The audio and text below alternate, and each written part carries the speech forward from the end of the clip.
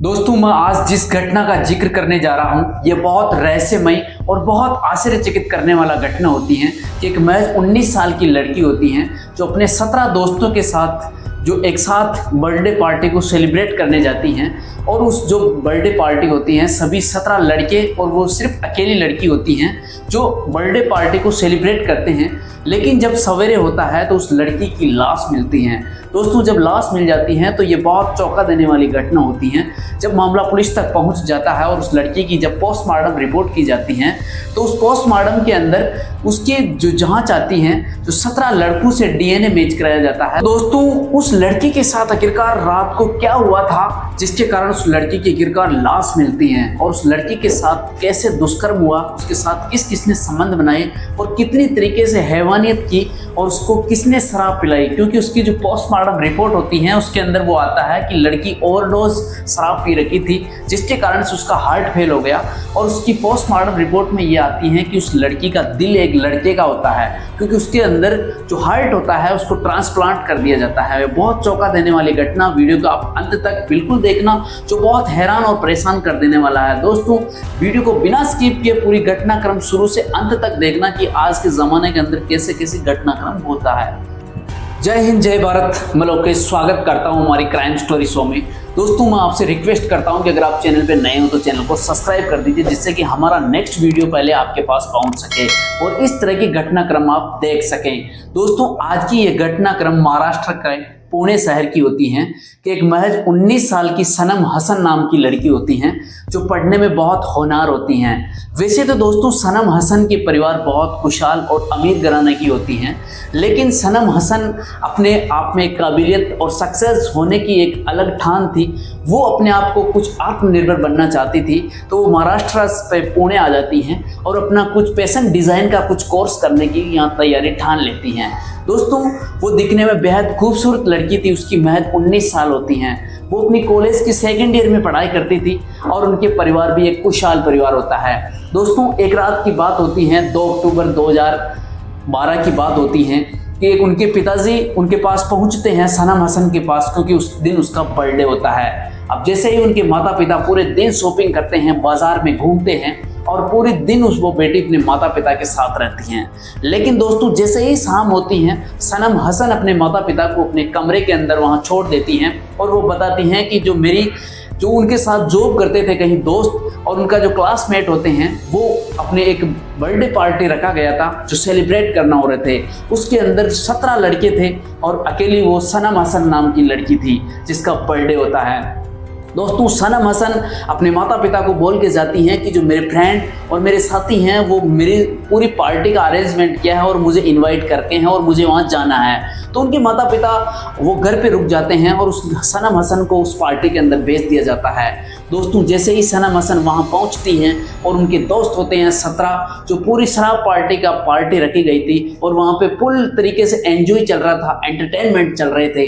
दोस्तों, जैसे ही वो वहाँ पहुँचती है और उसके बाद उस लड़की की वहाँ पे मौत हो जाती है और सुबह सुबह जब उनके पिताजी को जो वो लड़का होता है वो फ़ोन करता है और वो बताता है उनके पिताजी को कि आपकी लड़की जो पास में एक सरकारी अस्पताल है वहाँ पे जल्दी आ जाइए, आपकी लड़की की हालात बहुत ख़राब है।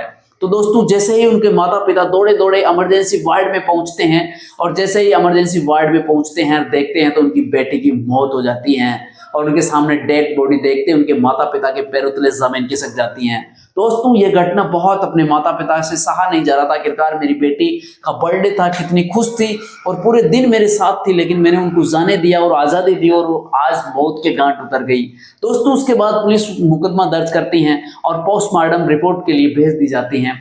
जब पुलिस वाले पूरी 17 जो दोस्त थे उन सबको वहाँ पे बुलाया जाता है, उनसे पूछताछ करते हैं और जब उनकी पूछताछ में पता चलता है कि 17 के 17 दोस्त होते हैं जो उस लड़की के साथ पार्टी किए थे, उन सब में से पता चलता है, पूछताछ करते हैं तो लड़की की जो पोस्टमार्टम रिपोर्ट आती हैं वो उसके साथ एक तरीके से बलात्कार जैसी घटना, बारी बारी से रेप जैसी घटना भी हुई थी और लड़की की आखिरकार मौत हो जाती है। तो उसके बाद 17 लड़कों से पुलिस वाले पूछताछ करते हैं और उनका डीएनए सैंपल लिया जाता है। तो उनमें से जो जिस लड़के का सीमन मिलता है वो 17 लड़कों के डीएनए मैच नहीं होता है। आखिरकार ये तो जरूर होता है कि लड़की के साथ बारी बारी से संबंध बनाया गया था। दोस्तों जब 17 ही लड़कों को पुलिस वाले गहनाई से पूछते हैं तो वो बताते हैं कि ये लड़की ड्रिंक कर लेती हैं और ड्रिंक करने के बाद ये नशे में ज्यादा हो जाती है। उसके बाद हमने एक कमरे के अंदर इसको सुला देते हैं और गेट ऑफ कर देते हैं। उसके बाद रात में हम पार्टी कर रहे थे, लेकिन आखिरकार इस लड़की के साथ ऐसा घिनौना काम या बलात्कार जैसे किसने किया है ये हमारे को पता नहीं है। दोस्तों जब पुलिस वालों से ये मामला नहीं सुलझ पाता है और उसकी पोस्टमार्टम रिपोर्ट में ये और एक सामने आता है कि उसके जो दिल होता है वो एक मर्द का दिल है, तो ये बात और चौंका देने वाली है। पुलिस वालों से ये मामला नहीं सुलझ पाता है तो वो क्राइम ब्रांच में ये मामला दे देते हैं। क्राइम ब्रांच भी पूरी जानकारी पूरी बारीकी से करते हैं, लेकिन ये मामला भी वो उनसे नहीं सुलझ पाता है। दोस्तों ये बहुत आगे से आगे बढ़ता जाता है, क्योंकि जो 17 लड़के उसके साथ पार्टी कर रहे थे वो उनके साथ संबंध नहीं बनाई, तो आखिरकार उसके साथ किसने संबंध बनाई और उसकी हत्या किसने कर दी, ये बहुत चौंका देने वाला, अपने आप में बहुत हैरान कर देने वाला मामला है। दोस्तों जब उसके बाद उस लड़की की ये जांचें आती हैं, पोस्टमार्टम रिपोर्ट आती हैं और जो उन पार्टी में जो लड़के थे वो उनकी बिल्कुल भी मैच नहीं हो रहा था, तो पुलिस वाले के बाद जो क्राइम वाले टीम होती है उनकी ये मामला बहुत सुलझाना बहुत डिफिकल्ट हो रहा था। दोस्तों जब ये मामला सीबीआई के पास पहुंचता है तो सीबीआई पूरी जांच बारीकी से पड़ताल करते हैं और हाई कोर्ट से जब एक मांगते हैं कि उनकी बॉडी को वापस हम कब्र से निकालना चाहते हैं और उसका डीएनए सैंपल लेना चाहते हैं। दोस्तों जैसे ही हाई कोर्ट उसको आदेश देते हैं कि उनकी बॉडी को वापस निकाल सकते हो, तो जैसे ही उसको निकालता है उसका डीएनए टेस्ट करा जाता है तो वापस वही आती हैं, लेकिन उससे भी कोई सफलता नहीं मिलती है।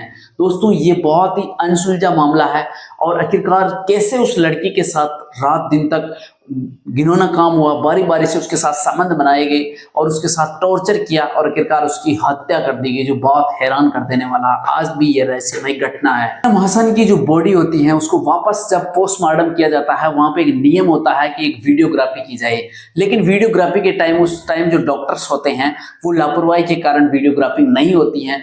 ये एक बहुत लापरवाही का मामला सामने आता है। आखिरकार उसका जो पोस्टमार्टम रिपोर्ट किया था उसके टाइम उसका जो हार्ट है उसको कहीं एक्सचेंज या कहीं कुछ तो नहीं हो गया है, ये बहुत एक तरीके से चिंतित विषय होता है। दोस्तों जब सनम हसन की इतनी बेरहमी से पूरी रात संबंध बनाते हैं कई लोग, उसके बाद उसकी हत्या कर दी जाती है, ये बहुत दर्दनाक घटना होती है, पूरा शहर दहल जाता है। लेकिन सनम हसन के साथ जो घटना हुई है, जो उसके साथ आज भी ये रहस्यमय घटना है और आज भी ये केस नहीं सुलझा है और ये पन्नों तक सीमित रह जाती हैं, जो बहुत दर्दनाक घटना है। तो हमारा उद्देश्य किसी को प्रताड़ित करना या किसी को दुखी करना नहीं है, हमारा उद्देश्य सावधान, अलर्ट और सतर्क करने का है, क्योंकि सनम हसन के साथ जो हुई है वो किसी दूसरी बहन बेटी के साथ नहीं हो। ऐसे घटनाक्रम सुनाना हमारा उद्देश्य है, समाज को जागरूक करना, समाज को सावधान करना, समाज को अलर्ट करना, जिससे कि हर बहन बेटी सुरक्षित रह सके। दोस्तों मैं आपसे रिक्वेस्ट करता हूं कि अगर आपकी बहन बेटी कहीं पढ़ रही है तो उसके ऊपर निगरानी रखना बहुत जरूरी है कि वो किस संगत में रह रही है, कहीं जा रही है, वो क्या कर रही है, उसकी हर एक्टिविटी पे नजर रखना चाहिए, क्योंकि ये बहुत जमाना चेंज होता जा रहा है। जैसे ही हसन के माता पिता पूरे दिन उसके साथ बिताते हैं, लेकिन रात के समय में जब उसको सनम हसन को उनके दोस्तों के साथ भेज देते हैं और उसके साथ इतनी दरिंदगी होती है जो बहुत दर्दनाक होती हैं।